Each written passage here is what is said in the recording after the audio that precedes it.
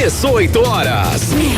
Notícias de Manaus, Amazonas, Brasil e do mundo. Agora na Mix. Muito boa noite para você sintonizado aqui em 100,7, acompanhando a programação da Mix. É isso aí, estamos juntos a partir de agora até às 7 da noite no 18 horas. Boa noite, Cid Soares. Salve!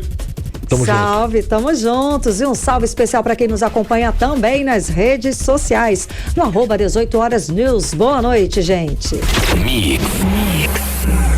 E vamos aos destaques de hoje do 18 horas. Manaus está no topo das cidades com maiores favelas. São mais de 2 milhões de pessoas morando em condições precárias. 3 adolescentes foram apreendidos por suspeita de propagação de ameaças de ataques a escolas de Manaus. Lideranças dos povos indígenas do Vale do Javari reivindicam melhorias na educação e professores qualificados. Zona Franca de Manaus está na pauta da reforma tributária.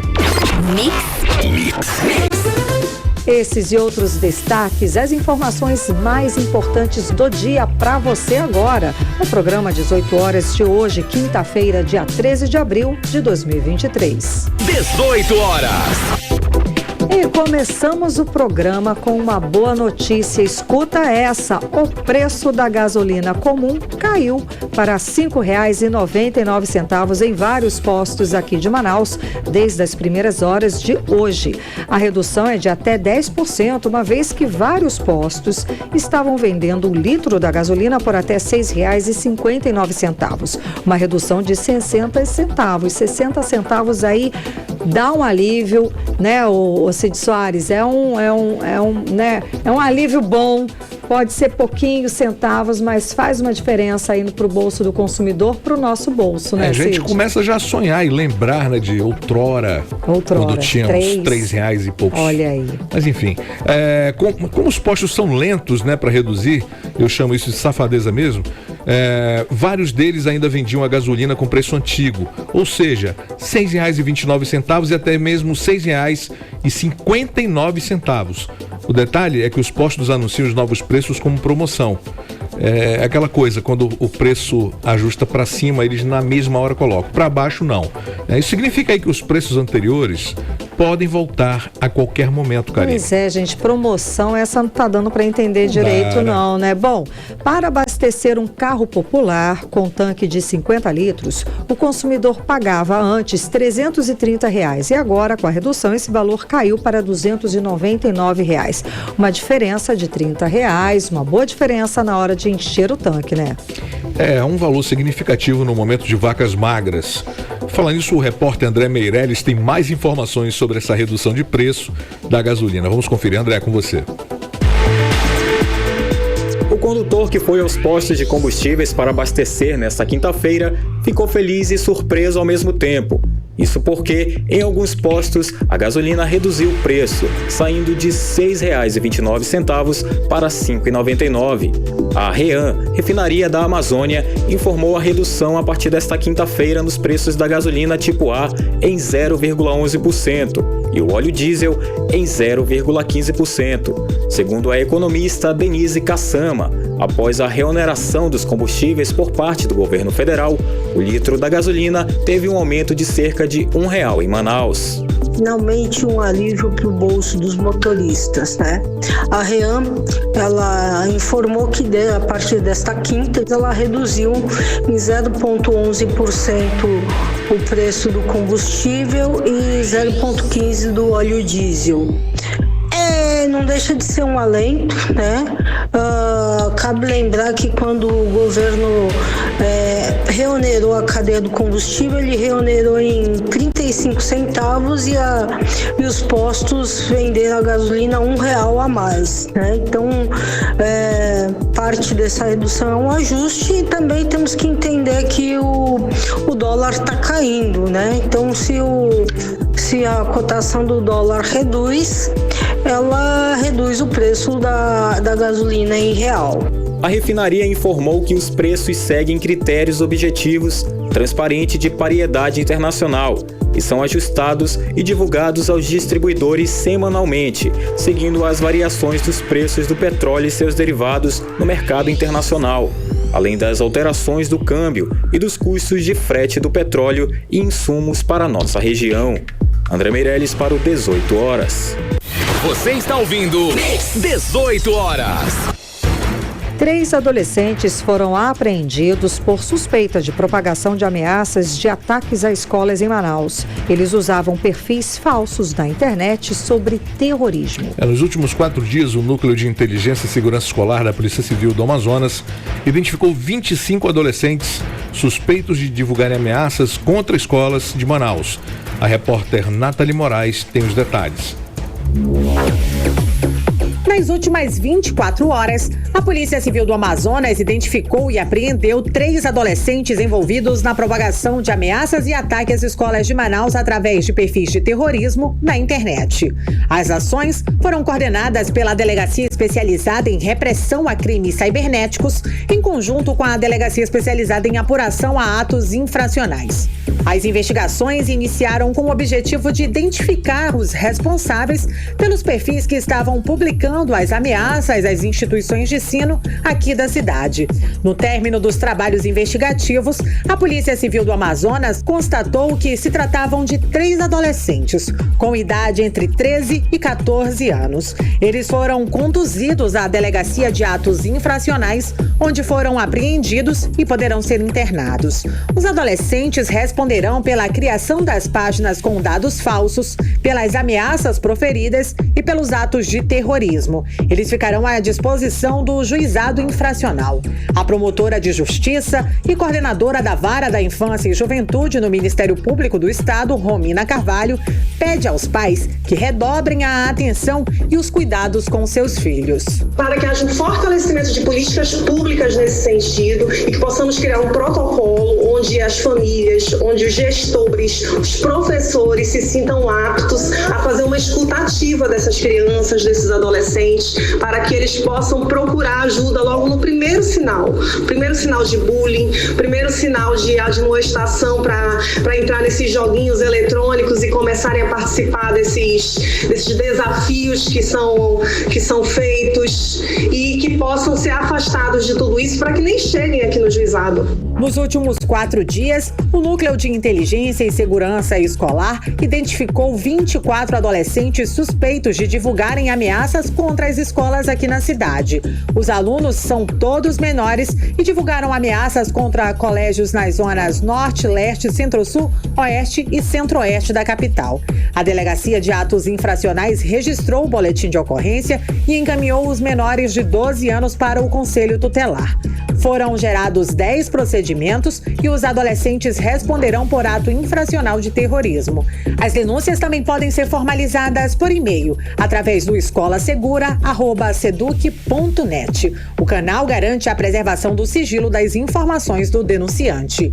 Nathalie Moraes para o 18 horas. Você está ouvindo 18 horas.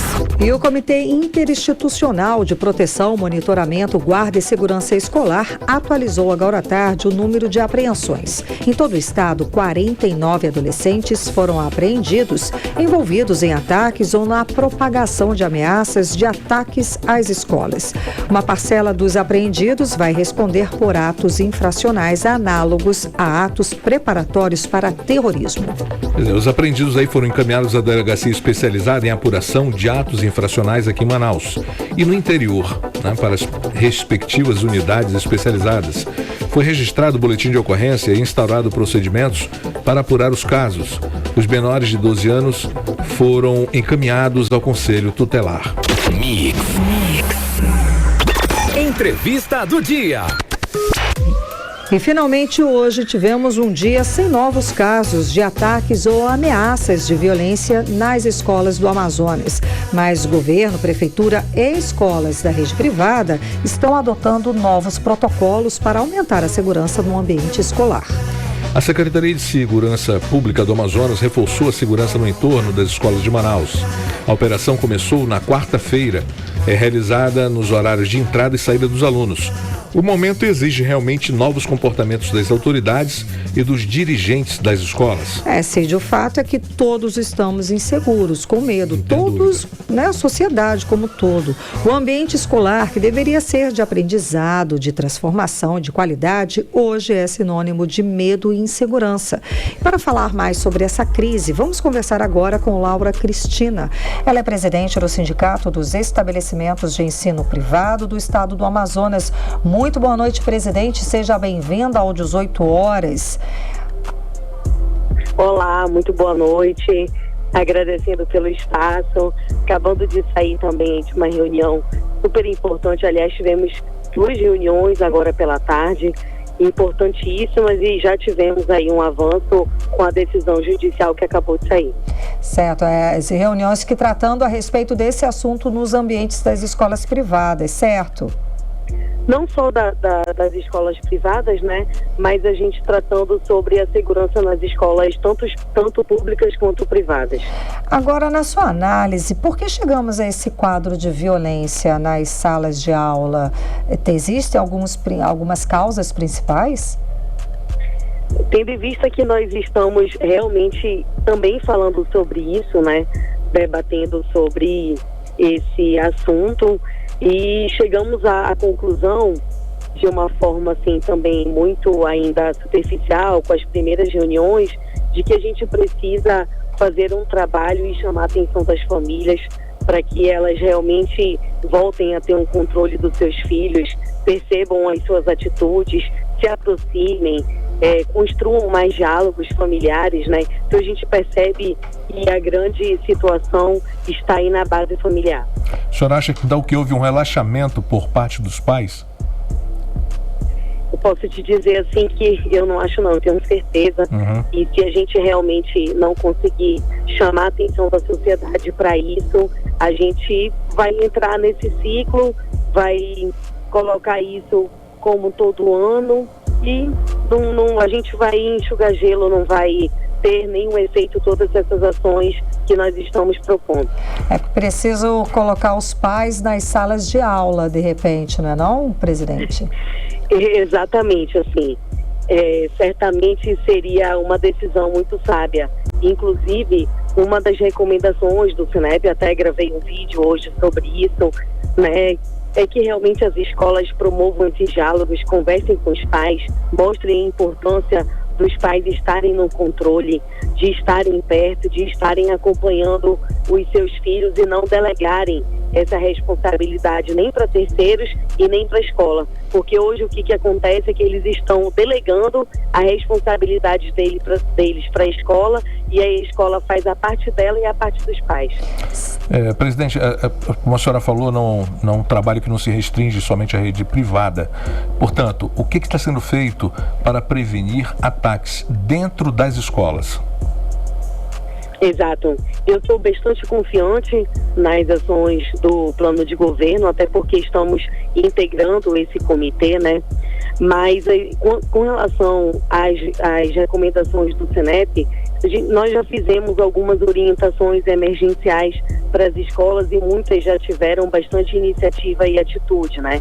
Que elas diminuam o fluxo de pessoas estranhas dentro da escola, utilizem o detector de metal, né? Agora foi liberado até dia 30 de abril, essa decisão acabou de sair, que está liberado o detector de metal, está liberado a revista, então que as escolas, nas mochilas, não só dos alunos, mas de funcionários, de pessoas que vão adentrar as escolas, isso tudo é um reforço realmente, infelizmente, realmente necessário nesse momento. Como a Karime falou, a escola é um espaço de aprendizado para as crianças serem felizes, os adolescentes viverem experiências ricas, e a gente está tendo que se preocupar com isso, mas se faz necessário.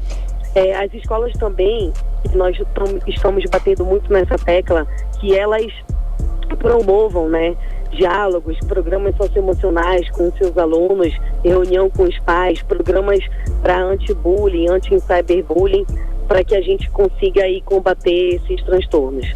Seria então uma série de medidas, e nessas medidas tem uma programação, teria de repente que ter uma agenda, uma programação com os pais nas escolas para que eles participem de toda essa dinâmica, e aí sim, de repente, junto com a escola, daí otimize todo esse tipo de ação feito com o aluno? Olha, Karime, a gente acredita que existem, assim, várias ações que precisam ser tomadas, né?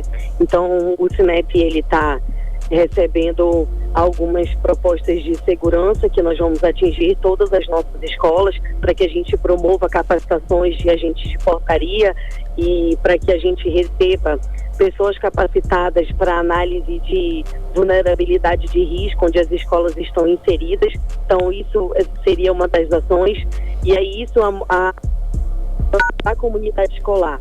Outras ações que a gente consiga treinamentos com os alunos para sinistro, para qualquer tipo de agressor, né, de atentado. Essa é uma ação que envolve os alunos, não só os programas socioemocionais, mas treinamento com os alunos, treinamento com a equipe e, por fim, rodas de conversa, sim, diálogos mais estreitos com os pais. Os pais precisam ser envolvidos.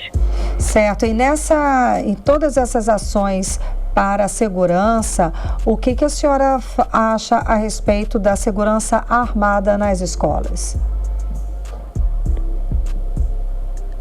Alô? Perdemos. Oi. Então, a respeito dessa polêmica, existem pessoas a favor, outros contra a segurança armada nas escolas. O Cinep é totalmente contra a vigilância armada dentro das escolas.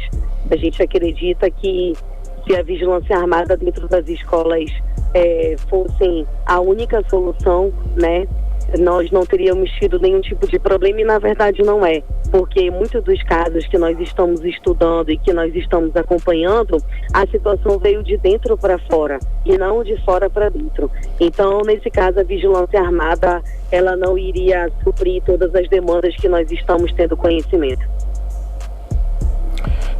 Presidente, o Cinep, como é que analisa a questão do bullying, que sempre é citado como uma das causas das revoltas, dessas agressividades, das agressões dentro das escolas? Como é que vocês pretendem combater esse problema específico?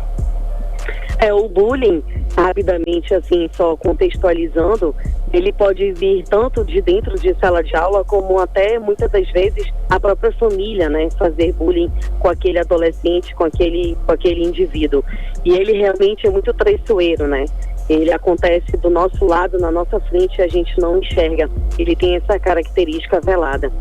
Mas é como eu falei, a gente está orientando que as escolas promovam ações anti-bullying e que seja, isso é importante destacar também, e que ela seja não só agora, porque está havendo uma necessidade, mas que as escolas coloquem em seu planejamento intervenções durante todo o ano letivo com esse tema. Certo. Agora, esse clima de violência já teve consequência nas salas de aulas, nos alunos? Existe algum aluno já apresentando, já com algum tipo de síndrome de pânico, com medo de ir para as escolas? Existem pais também com medo de levar os filhos para as aulas, pelo menos nessa semana? Como é que está essa semana, presidente? Infelizmente, nós estamos já com esse quadro de pais que não estão mandando os alunos para a escola. Alunos também que já tinham, né, um diagnóstico de síndrome de pânico, só fez intensificar. Mas é importante, aproveitando o espaço de fala e a oportunidade de atingir um número maior de pessoas na nossa sociedade, de tranquilizar e confiar nas ações do governo, confiar que estão agindo nas ações da polícia. Nós estamos integrando e que nós estamos confiantes de que todas essas ações que nós estamos recomendando, nós ainda temos muitas reuniões importantes, elas darão certo. Presidente, existem muitos casos, principalmente nessas afrontas a professores por parte de alunos, que a gente vê que sempre tem um grupo ali rindo, pilhando isso acontecer. Vocês pretendem também fazer tipos de campanha para que isso pare de acontecer, para que mostre que essas pessoas, que esses garotos incentivando a violência também não está certo? Sim, hoje mesmo eu acabei de sair da reunião com integrantes do governo. Nós tivemos uma reunião voltada para a saúde mental, para essa parte mais psicossocial, e aí nós já levantamos essa possibilidade de fazer uma campanha geral envolvendo escolas públicas e privadas. Perfeito. Tá ótimo. Para finalizar, a senhora acredita que essa onda de violência é uma fase ou vamos ter aí que conviver com esse reforço na segurança, reforço de atitudes? Afinal de contas, é um momento, é uma nova fase da adolescência que a gente está vendo que essas crianças estão passando. Karine, assim, pensando sempre positivamente, a gente espera que seja só uma fase e que isso não seja uma coisa permanente, mas a Covid, ela trouxe muita experiência pra gente, apesar de ter sido por um motivo, assim, muito ruim, né, que nós não gostaríamos, mas por que eu trago a Covid? Porque nós estamos agora tendo uma experiência de reforçar a nossa segurança e que essas ações com relação ao reforço da segurança escolar, essas sim sejam permanentes e não por conta que ainda estamos com demandas de situações de ataques nas escolas. Certo, assim como também todas as atitudes, o grupo de famílias, as conversas, as palestras no ambiente familiar. O que a gente enxerga nesse momento é que esses adolescentes, e sejam quais idades forem, estão gritando por socorro, estão sinalizando que não estão bem e que isso que esteja acontecendo, ele seja realmente um ensino e um sinal de alerta a essas famílias e a todos nós.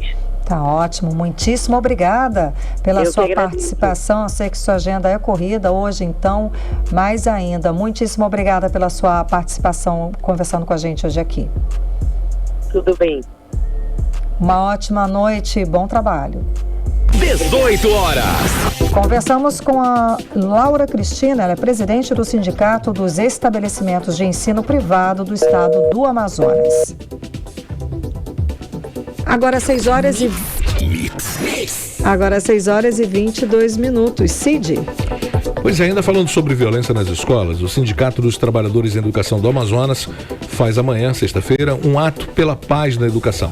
Está marcado para as 4 da tarde no Largo de São Sebastião, em frente ao Teatro Amazonas. Cid, o convite é para toda a sociedade, tá? Para que todos se mobilizem. Segundo o sindicato, é preciso que haja a união de todos, família, estudantes e trabalhadores da rede pública e privada, neste ato pela paz na educação.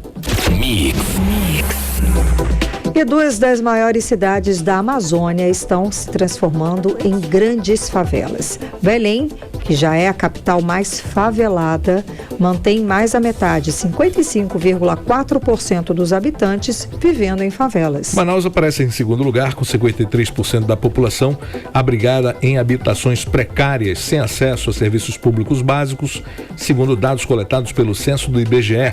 O repórter André Meirelles tem mais informações. Vamos conferir.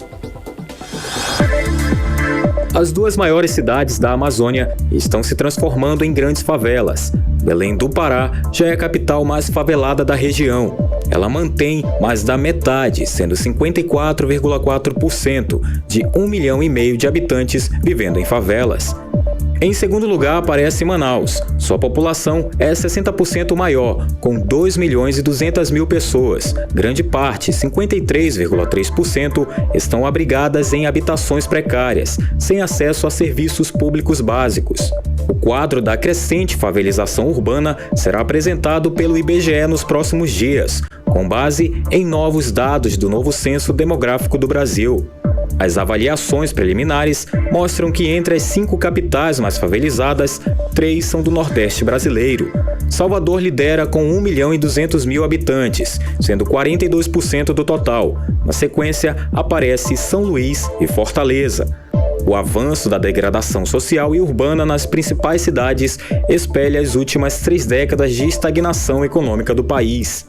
Para o arquiteto e urbanista Romário Ribeiro, esse avanço das ocupações irregulares está diretamente ligado à falta de políticas públicas e habitacionais. O crescimento desordenado por si só já gera infinitos problemas sociais e naturais, e tendo então direcionamento criminoso torna os bairros perigosos, e é então o que a gente conhece de áreas vermelhas. A solução para esses fenômenos seria uma política habitacional mais branda, envolvendo os governos federais, estaduais e municipais, e, claro, a população. Em todo o Brasil, as áreas urbanizadas passaram de 1.200.000 de hectares para 3.700.000 nos últimos 37 anos. Segundo Romário Ribeiro, a expansão da urbanização tem impactos no consumo dos recursos naturais, na qualidade de vida e, de uma maneira geral, na sustentabilidade urbana. Mas ao mencionar as favelas, além disso, há uma chance muito grande do aumento de ocupação de áreas de risco por populações mais vulneráveis e um aumento direto da criminalidade. O crescimento desordenado dessas grandes capitais, como por exemplo Manaus e Belém, se dá por inúmeros fatores, como por exemplo a migração da população de pequenas cidades em busca de condições melhores e o alto número de imigração de países menores afetados por grandes problemas econômicos, como tivemos nos últimos anos. Devemos levar em consideração também que esse crescimento hoje não deve ter mais uma visão romantizada na questão de ajudar os menos favorecidos e de baixa renda. Esse fenômeno hoje tem características criminosas quando existem responsáveis por essas formações, e geralmente esses responsáveis são comandantes de facções criminosas. Manaus é uma cidade hoje com um orçamento de mais de 8 bilhões de reais, mas conforme o sociólogo da UFAM, Luiz Antônio Nascimento, a falta de políticas habitacionais torna Manaus uma cidade favelizada. Embora a gente tenha orçamentos bilionários, né? Só para você ter ideia, Manaus, o orçamento de Manaus esse ano é de 8 bilhões de reais, né? E o orçamento do estado é de 26 bilhões de reais. Você não tem políticas estadual e municipal de superação da favela, né? Se você tiver política, por exemplo, que destine alguma coisa como 10% desses orçamentos para a superação da favelização da cidade, da favelização da moradia no Amazonas, você está falando alguma coisa como 66 mil imóveis você poderia construir por ano no Amazonas. Você está falando em 10 anos em 1 milhão de imóveis que poderiam ser construídos, gerando emprego, gerando riqueza, gerando renda, combatendo efetivamente a questão da favelização. Isso está falando de orçamento próprio, fora o orçamento federal. Segundo a MAP Biomas, Manaus possui hoje um território ocupado por favelas equivalente a 10 mil campos de futebol. André Meirelles para o 18 Horas. Você está ouvindo 18 Horas. E daqui a pouco, aqui no 18 Horas, Grupo da Reforma Tributária discute o Fundo de Desenvolvimento para compensar as perdas da Zona Franca de Manaus. É o nosso assunto em instantes. Mix. 6 horas e 28 minutos e agora nós vamos conferir a previsão do tempo para amanhã com Karime Leão. Previsão do tempo. Segundo informações do Climatempo, para amanhã a previsão é de sol com muitas nuvens durante o dia, períodos de nublado com chuva a qualquer hora. A mínima prevista é de 23 graus, a máxima não deve passar dos 30 graus. As chances de chuva são de 90% e a umidade relativa do ar fica entre 59% e 99%. Mix. O Rio Negro subiu mais 5 centímetros de ontem para cá. Hoje já elevando aí o nível, né, do Rio Negro, no Porto de Manaus, para 26 metros e 38 centímetros acima do nível do mar. 18 Horas.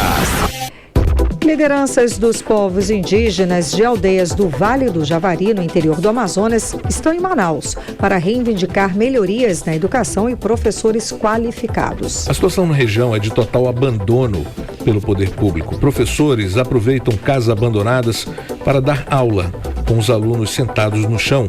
Algumas etnias estão há pelo menos 3 anos sem professores. Cid, a repórter Nathalie Moraes, conversou com essas lideranças indígenas e explica mais sobre essa situação agora pra gente. Vamos acompanhar. Lideranças indígenas no Vale do Javari, no interior do Amazonas, estão pela primeira vez em Manaus para lutar por melhorias na educação do seu povo. São caciques dos povos Matis, Canamari e Maioruna, que reivindicam a presença de professores qualificados em aldeias do Vale do Javari. Eles também pedem estrutura para o desenvolvimento de atividades educacionais na região. O representante do povo Canamari, Igson Canamari, revelou que a situação é de total abandono aos povos indígenas no interior do estado. Com uma estrutura completamente precária, os alunos estudam sentados no chão, sem merenda escolar. Algumas aldeias, os professores aproveitam aquelas casas abandonadas para trabalhar a educação do estado, né? Com muito risco dessa casa desmoronar em cima dos alunos. Então, essas casas abandonadas servem, eles aproveitam como colégio. Então, uma coisa desumana. O cacique Elias, do povo Maioruna, também denunciou que a etnia está há mais de 3 anos sem ter um professor.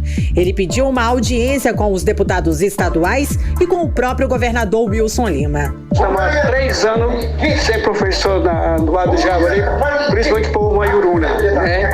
Está sente abandonado, viemos aqui para reivindicar. Ele está falando, cadê os deputados que nós votamos? Cadê o governador? Ele está pedindo, apelando, quer ter audiência com o governador.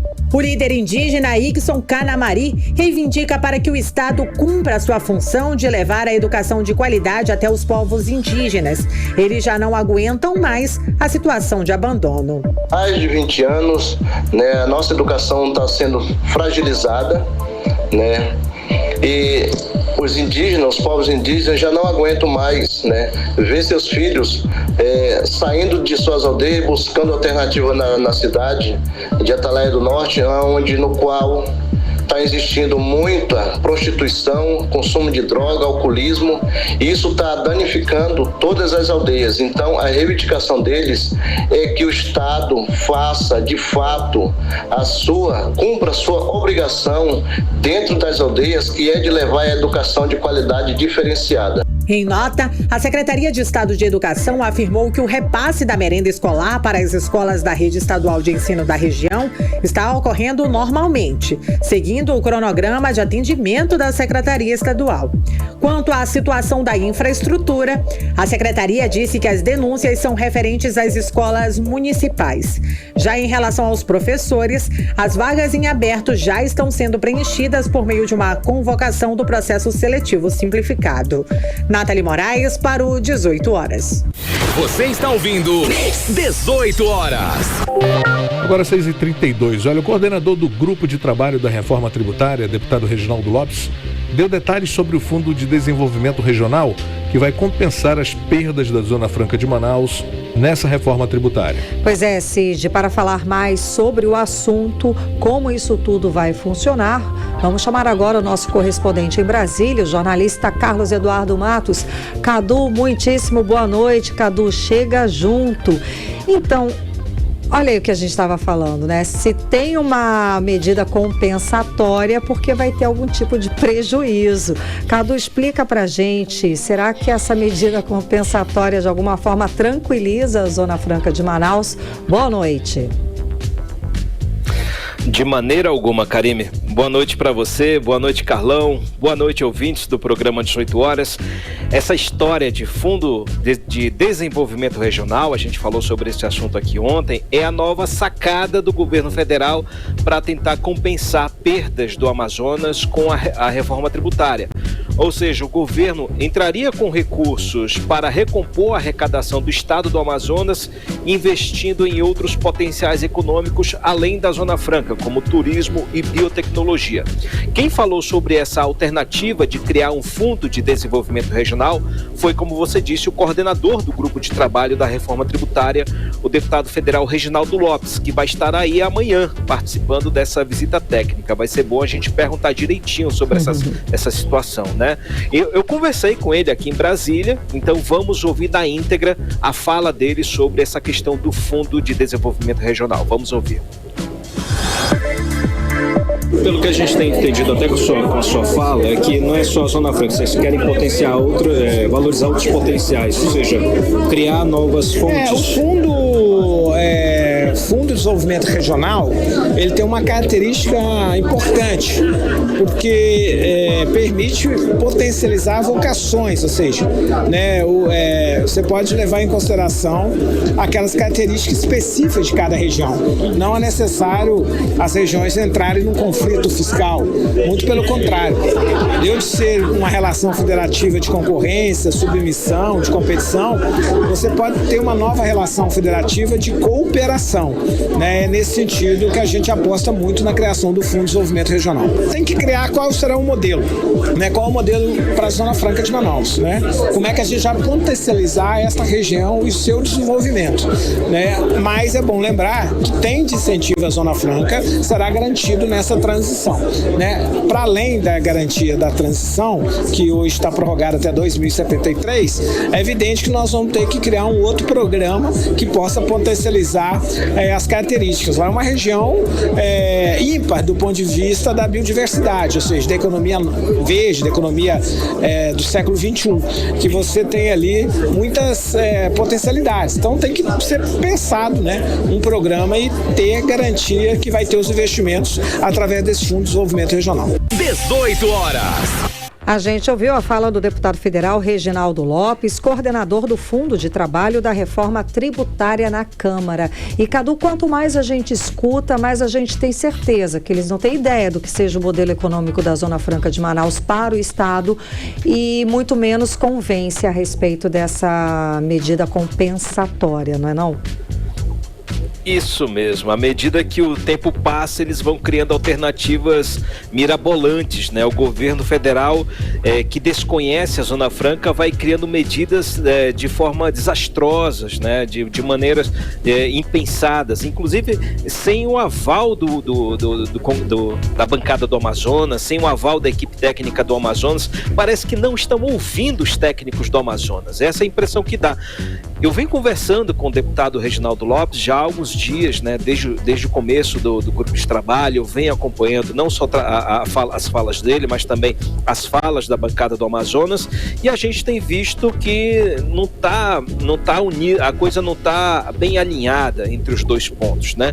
Embora os três deputados do Amazonas estejam muito bem alinhados, estejam unidos no mesmo discurso de fazer um trabalho positivo em favor da Zona Franca de Manaus, não está havendo essa interlocução, embora haja uma boa expectativa da bancada do Amazonas com a reforma tributária. Eles estão dizendo que, não, Cadu, tá tudo certo, tranquilo e tal. Agora, eu mandei esse áudio do deputado para os três parlamentares do Amazonas e senti surpresa nessa fala deles. Eles disseram, olha, não é bem assim e tal. Então, eu falei com o deputado Sidney Leite e ele disse que esse fundo não resolve o gargalo da manutenção dos empregos da Zona Franca de Manaus, que pode ser um prejuízo com essa reforma tributária. Então, vamos ouvir o que disse Sidney Leite.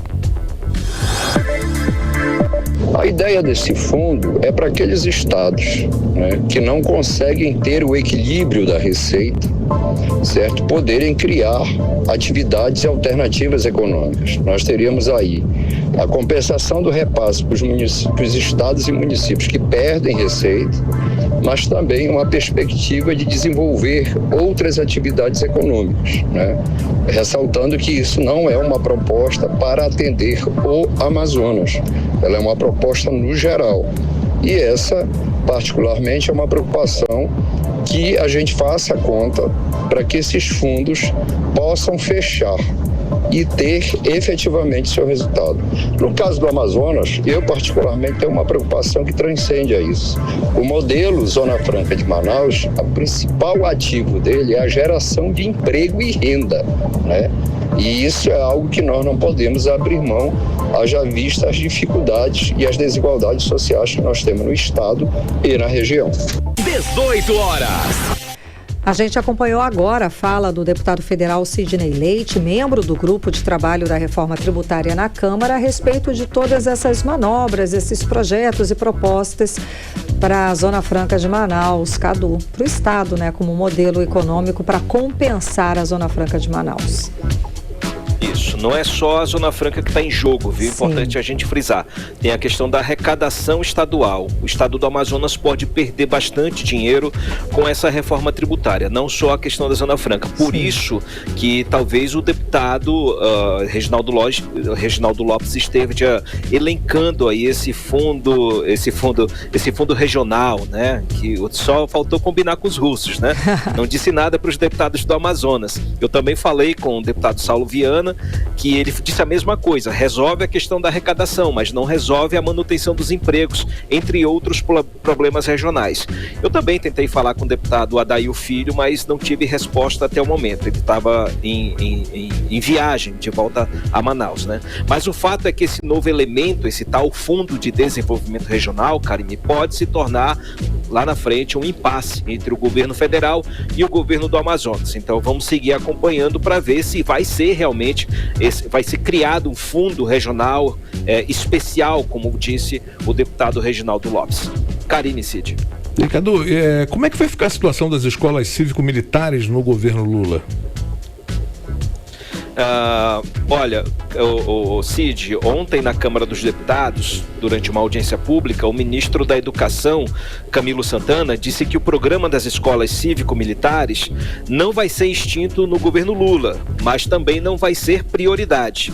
Então eu separei essa fala para a gente ouvir e tentar entender. Vamos ouvir o ministro Camilo Santana. É preciso ter evidências que comprovem que essa metodologia, deputado, é a melhor. E eu vou dar um dado real do meu estado. Aliás, um dado do Brasil. Que das 100 melhores escolas públicas do Brasil, 87 são do meu estado. Nenhuma é militar. Nenhuma é militar. A melhor escola pública do Brasil é no Ceará. Lá em Cariré. E não é militar, meu caro. Então, é preciso ter evidências. A evidência que nós temos é a evidência que eu acabei de apresentar. É uma política que a gente alfabetiza as crianças na idade certa. É uma política que a gente possa construir escola de tempo integral. Então, é nessas evidências que nós estamos agora. O que é que vai acontecer com essas 200? Eu não revoguei. O programa continua. Só não será nem prioridade, nem estratégia do Ministério da Educação, nesse governo, de criar novas escolas através do MEC. E eu vou discutir com os governadores e prefeitos que já implementaram o que é que nós vamos fazer com essas 202 escolas. Vamos avaliá-las e vamos discutir de forma democrática, de forma respeitosa, porque nós fazemos parte de uma democracia. 18 horas. A gente acompanhou a fala do ministro da Educação, Camilo Santana, a respeito das escolas cívico-militares. Cadu. Karime, essa afirmação do ministro Camilo desagrada muitas famílias de Manaus, né, Karime? Porque eu não sei tem seus filhos matriculados. Eu também não sei em que dados, que números são esses, de onde que ele tirou esses números. Porque a gente sabe, tanto o Colégio Militar como as escolas da Polícia Militar são bem acessíveis, são baratas quando, o custo-benefício, e o estudo a gente sabe que é de qualidade, mas vamos seguir. Eu ia citar a questão daquela escola da Polícia Militar lá no bairro Grande Vitória. Olha, não acompanho mais a situação nesse sentido, eu não estou aí mais para acompanhar a atualidade, né? Mas na época em que estive aí, aquela escola da PM lá no bairro Grande Vitória foi um exemplo, né? Deu bastante certo, ajudou a minimizar a violência no bairro, deu expectativa de vida e de futuro para aquelas crianças e jovens. Inclusive saiu na mídia nacional como um modelo bem sucedido de escola cívico-militar, né? Agora, porém, dessa história toda, né? O que aconteceu de lá para cá? Durante esse processo de expansão desse modelo para todo o país, durante o governo de Jair Bolsonaro, aconteceram muitos problemas, inclusive aqui no Distrito Federal, principalmente problemas envolvendo relacionamento entre militares e estudantes. Aqui no DF, só um exemplo para você, Karine, pro Cid, aconteceu no ano passado, um monitor da escola, uma escola cívico-militar, né, que era um policial militar, num momento de conflito ali, de uma discussão, o policial algemou e apreendeu o adolescente dentro da sala de aula. Pegou o menino ali e algemou ali na frente de todo mundo. E levou no camburão. Eita. Então isso gerou uma polêmica muito grande na mídia aqui no Distrito Federal, porque tem gente que concordou com a medida e tem gente que discordou. Ou seja, Karime, de um lado tem gente que apoia bastante, como você, como o Cid, eu apoio também. Mas não ações como essa. Muita calma nessa. Não ações como essa, né? Calma. Modelo, a gente sabe que é um modelo. Escola, né? E é claro que cada aluno, cada adolescente, criança tem o seu perfil. Existem excelentes alunos que não vão se adequar a um perfil desses e que vá para outra escola, não há problema algum. Deixa eu só fazer uma colocação, Cadu. Eu acho assim, realmente uma medida, essa de algemar, é enérgica demais. Mas eu te pergunto, como fica aquela situação daquele aluno que agride o professor e ninguém faz nada? Tem um grupo de alunos lá batendo palma e rindo.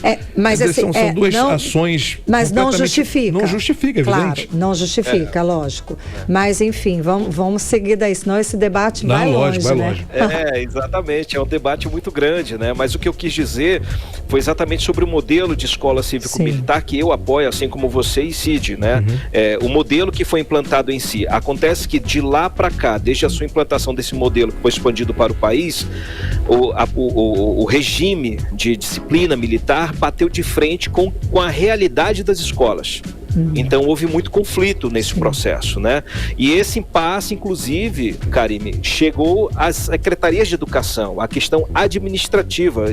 As secretarias, os professores, os educadores discutem até hoje se a escola tem que ser 100% militar ou somente a disciplina, a parte disciplinar tem que ser gerida somente por policiais. Ou seja, quem vai cuidar de quem vai cuidar do quê? Então esse impasse administrativo chegou aos governos e nunca se resolveu.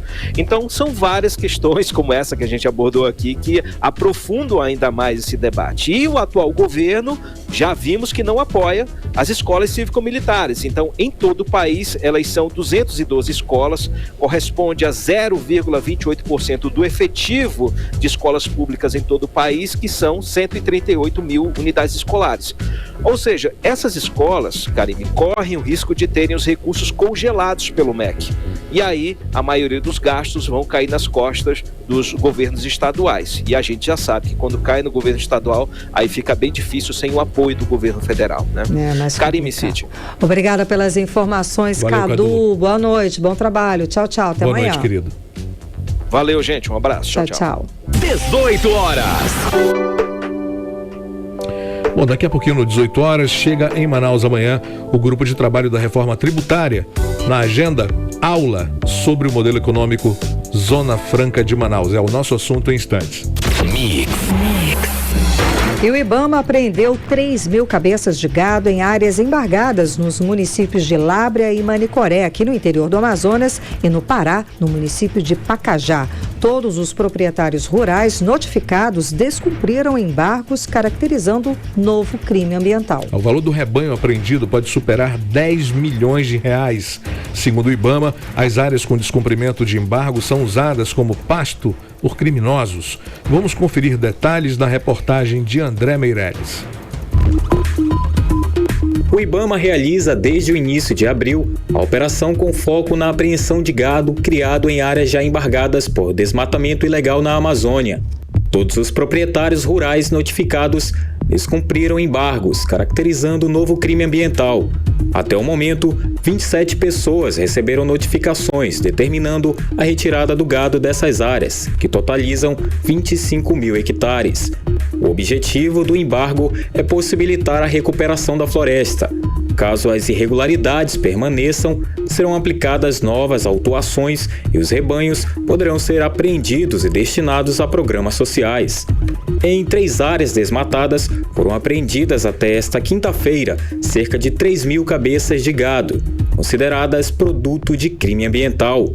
O valor do rebanho apreendido pode superar 10 milhões de reais. Áreas com descumprimento de embargo são usadas como pasto por criminosos. A operação retomada ocorre inicialmente nos municípios de Lábrea e Manicoré, no Amazonas, e em Pacajá, no Pará, regiões com grande concentração de desmatamento.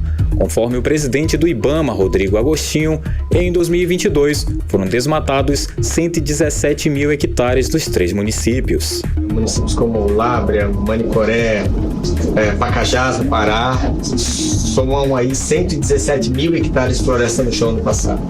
Nós estamos trabalhando de maneira muito precisa nos municípios que concentram a maior parte do desmatamento. Nós estamos trabalhando com bastante bom senso. Nós estamos, inclusive, deferindo prazos que estão sendo solicitados ao IBAMA. Ninguém tem interesse nenhum de prejudicar ninguém, mas, embora a gente trabalhe com bom senso, a gente vai fazer tudo que tiver ao nosso alcance para reduzir o desmatamento. A gente vai ser muito duro com o desmatamento e, por isso, iniciativas como a de hoje. Pecuarista de municípios do sul do Amazonas, Pará e agora do Acre, vem recebendo do IBAMA prazos para retirar o rebanho de áreas embargadas. Conforme o presidente do IBAMA, a medida é necessária para combater o desmatamento. Quem tem boi ou outro tipo de atividade em área embargada precisa entender que é importante respeitar as áreas embargadas. Nós vamos deferir os pedidos que forem solicitados de aumento de prazo, mas é aquela situação. Nós precisamos cumprir a lei. Nós vamos trabalhar de maneira muito dura para combater o desmatamento. Nós não temos interesse nenhum de continuar na região, mas enquanto o desmatamento perdurar nesses municípios, o IBAMA estará presente. Então a gente precisa, na verdade, de um bom pacto social, de combater o desmatamento, e aí o IBAMA obviamente vai fazer outra coisa, enfim. Aqueles que precisarem de mais prazo podem solicitar o IBAMA, mas isso não quer dizer que a gente vai ser condescendente. Num determinado momento, de fato, esse boi vai ter que sair das áreas embargadas. Para o advogado e cientista político Carlos Santiago, a pecuária é um fator importante de desenvolvimento, de criação de emprego e renda para o setor primário do Amazonas, mas sem desmatar e escravizar os trabalhadores. Não dá para se fazer pecuária no Amazonas ou na região da Amazônia agredindo o meio ambiente, desmatando florestas, escravizando trabalhadores e tão somente para engordar o bolso dos grandes latifundiários com a exportação da carne. De acordo com o IBAMA, a Operação Retomada tem como objetivo cessar a degradação ambiental e proporcionar a recuperação da área degradada. Os alvos são terras não regularizadas para a prática da pecuária. A operação é um reflexo da mudança de comando no órgão sob o governo Lula. André Meirelles para o 18 Horas. Você está ouvindo 18 Horas. Agora em Manaus, 6 horas e 52 minutos. Chegou a hora de falar sobre os bastidores da política local, da política amazonense, com a jornalista Cíntia Blink. Cíntia, muito boa noite. Chega junto, então. Finalmente, o ex-deputado Marcelo Ramos ganhou um cargo no governo Lula. Ele vai ser executivo da Petrobras, uma das maiores empresas do mundo. É isso mesmo, Cíntia? Boa noite. Boa noite, Karime. Boa noite, Cid. Todo mundo que está com a gente na 100.7. Então, pois é, Marcelo Ramos assume esse cargo na Petrobras e a gente não tem grande surpresa com isso, porque, né, já vinha sendo ventilado aí há alguns meses de que ele poderia assumir um cargo. O PT não conseguiu colocar Marcelo Ramos no segundo escalão por causa de um impasse ali com o partido, que é o PSD. Mas a gente sabia que ele podia vir para o Conselho Administrativo, não rolou. O caminho foi colocar ele aí na Relações... na verdade, o nome certinho é Diretor Executivo de Relacionamento Institucional e Sustentabilidade. O anúncio foi feito pelo próprio deputado, quer dizer, ex-deputado Marcelo Ramos, nas redes sociais dele. Ele falou que participou de uma reunião na diretoria da Petrobras, agradeceu a confiança do presidente Jean Paul Prats, a quem ele passa a responder, né, a partir de terça-feira, quando ele assume aí oficialmente o gabinete das relações institucionais da Petrobras. A gente lembra que ele ensaiou via aí desembargador federal, ele falou em desistir da política quando perdeu a eleição, a última eleição que ele se candidatou a deputado federal. Ele, na Câmara, foi vice-presidente da Câmara dos Deputados, então foi uma queda brusca, né, não ser reeleito. E essa indicação, ela é uma indicação política, sim, claro, óbvio, né, notório aí. mas não coloca Marcelo Ramos de volta no cenário político. Por que eu falo isso? Porque ele tá um protagonista dentro da Petrobras, ele é um diretor dentro da Petrobras, mas ele é subordinado ao Jean, portanto ele não é um agente do governo, ele não toma decisões, sabe? Então ele conseguiu um lugar que paga bem, né? Porque Marcelo Ramos liga muito para salário. Ele diz em uma entrevista para mim, ele falou que não aceitou ser superintendente da Suframa porque o salário era pouco. Valia mais ele ser advogado no próprio escritório dele. Então, esse aqui deve valer bastante. Ele fica no lugar da Clarice Coppetti, que é graduada em Ciências Contábeis e Ciências Econômicas, também tem uma ligação ali com o Partido dos Trabalhadores. Karime Cid. O Blink, e ainda está repercutindo a eleição relâmpago do deputado Roberto Cidade para presidente da Assembleia Legislativa. O que é que nós temos de novidade sobre essa jogada política? O Cid, não tinha como não repercutir, né? Você viu como foi que eu trouxe ontem aqui essa história, foi super de última hora, a gente não estava esperando, quer dizer, se falava um pouco disso durante a semana, desde segunda-feira, mas não se esperava que fosse de fato acontecer. E, como falou o Cid, né, em uma sessão relâmpago, se aprovou aí uma mudança no regimento interno da Casa e na Constituição do Estado para antecipar a eleição que aconteceria só no fim de 2024, viu? Quando eu falo que a gente já está em 2024, é disso que eu tô falando. Verdade. Aí o Cidade foi reeleito, ele e toda a chapa, né, toda a nova diretoria, e garantiu aí ficar até fevereiro de 2027 como presidente da Assembleia. Nas redes sociais isso repercutiu um bocado. O primeiro a falar foi o deputado Fausto Júnior, do União Brasil. Ele entendeu como algo positivo. Para ele, essa atitude mostra que há uma união entre o parlamento em prol do trabalho, que isso pacifica os poderes, que trouxe marcos importantes para o Amazonas. Teve também quem criticou, né? O vereador Rodrigo Guedes, ele classificou esse episódio como um show de horrores, disse que o que aconteceu na Assembleia foi um dos episódios mais vergonhosos para a política do Amazonas. E o próprio Cidade comentou da tribuna da Assembleia, ele falou que o ato dos parlamentares que foi realizado ontem foi feito para melhorar a vida do povo. Vamos ouvir o que disse o deputado Roberto Cidade.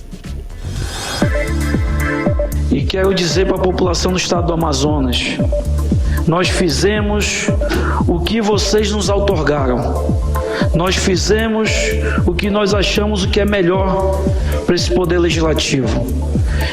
Nós fizemos o que outras casas dos outros estados estão fazendo. Nós fizemos tudo que estava no regimento e na Constituição do nosso Brasil. Temos uma procuradoria firme e temos uma decisão do colegiado do Supremo Tribunal Federal que modulou que todas as assembleias podem ter uma recondução ou no primeiro biênio, no segundo ou de um mandato para o outro. Mas ficou pacificado que a contar do dia 1º, dia 7 de janeiro de 2021. Então, nós estamos aptos a ser candidatos e nós já fizemos uma decisão legítima, uma eleição legítima que, com certeza, irá dar mais planejamento, mais estrutura para que essa casa possa contribuir com o nosso principal patrão, que é o povo do estado do Amazonas. 18 horas. E nós ouvimos aí o deputado Roberto Cidade, presidente da Assembleia Legislativa agora e até 2027. O fato é que está consolidado que a eleição aconteceu. É fora da lei? Não é fora da lei? Não, não é, porque mudaram a lei. Dá para mudar isso de alguma forma só se alguém tiver aí essa iniciativa, que pode-se começar a conversar sobre isso. Mas o fato é que agora está consolidado, Roberto Cidade é presidente reeleito pela 3ª vez. E a pergunta que fica nos bastidores é: por que toda essa pressa? Tem várias teorias rolando, mas vamos deixar o tempo passar pra gente entender de verdade o que está acontecendo. Karime, Cid. Boa. Blink, amanhã Manaus recebe a visita do Grupo do Trabalho da Reforma Tributária. Esperada essa visita, porque a programação inclui também uma visita deles para as fábricas lá do distrito e, de repente, uma aula sobre o modelo Zona Franca de Manaus, não é, Cíntia? Exatamente, é porque quando o assunto é reforma tributária, a gente está aqui e pensa exatamente na Zona Franca de Manaus. E quem tem quem pode mudar as coisas, quem pode fazer a Zona Franca sair muito prejudicada ou menos prejudicada, acho que totalmente é impossível, é exatamente esse grupo. Então é importante que eles conheçam do que eles estão falando, que decisões eles vão tomar. Então, a pedido dos 3 deputados do Amazonas que pertencem a esse grupo da reforma tributária, que a gente está falando aqui de Adail Filho, Saulo Viana e Sidney Leite, vai acontecer aí essa visita amanhã. Eles vão participar de um seminário lá na Assembleia Legislativa do Estado do Amazonas pela manhã e também vão visitar aí as fábricas, em especial, na verdade, a Honda, né? O polo ali de 2 rodas. E o que se fala é o seguinte, que na verdade, ainda não existe nenhuma proposta nem definida pelo governo do Amazonas, nem pelo governo federal, nem pela bancada de parlamentares no Congresso, nem pelo próprio setor produtivo. Ou seja, precisa fazer reforma? Sim, precisa. Como é que a Zona Franca vai sair disso de uma forma menos prejudicada? Não se sabe. Então, tudo é um impasse, mas pelo menos essa iniciativa, de acordo com o que os deputados falam, é uma forma de mostrar para quem vai tomar a decisão que, olha só, é disso aqui que a gente está falando, é desses empregos, o impacto vai ser esse, não só para o Amazonas, mas para o Brasil. Então, a gente espera que seja realmente, como a Karime falou, né, uma aula. E estarei lá acompanhando para saber como é que foi o resultado disso tudo e trago tudo para você amanhã. E a gente aguarda. Muitíssimo obrigada pelas informações, Cíntia Blink. Boa noite, bom trabalho. Tchau, tchau. Mix. 7h01 em Manaus, vamos direto pro nosso editorial, né? 18 horas. Editorial 18 horas. Os manauaras foram surpreendidos hoje com uma redução de até 10% no preço da gasolina. Notícia boa em tempos de crise. Os valores caíram de R$ 6,59 para R$ 5,99. E já estava na hora. Nada justifica Manaus ter uma das gasolinas mais caras do país. Afinal, temos aqui uma refinaria e também a produção de petróleo e gás em Urucu. Os elevados preços dos combustíveis em Manaus são uma prática antiga das distribuidoras e donos de postos. Eles atuam como se fosse cartel, controlando os preços que garantam maior lucro. A liberdade de preço não existe. O preço é igual em praticamente todos os postos, deixando o consumidor sem opção de escolha. Os valores de hoje são iguais aos de julho do ano passado. E isso é positivo, porque o aumento recente dos impostos federais e estaduais não provocaram a explosão dos preços como previam os economistas. O cenário tende a ficar mais positivo, com a redução dos índices de inflação e da queda do dólar. E, claro, o consumidor agradece. 18 horas. Agora, 7h02, ficamos por aqui agradecendo a sua companhia, a sua audiência. Cid Soares, boa noite. Boa noite, fiquem todos bem e a gente se encontra aqui de novo amanhã. Obrigada pela companhia, um beijo, até amanhã. Você ouviu 18 horas. As notícias do Brasil e do mundo. De volta amanhã.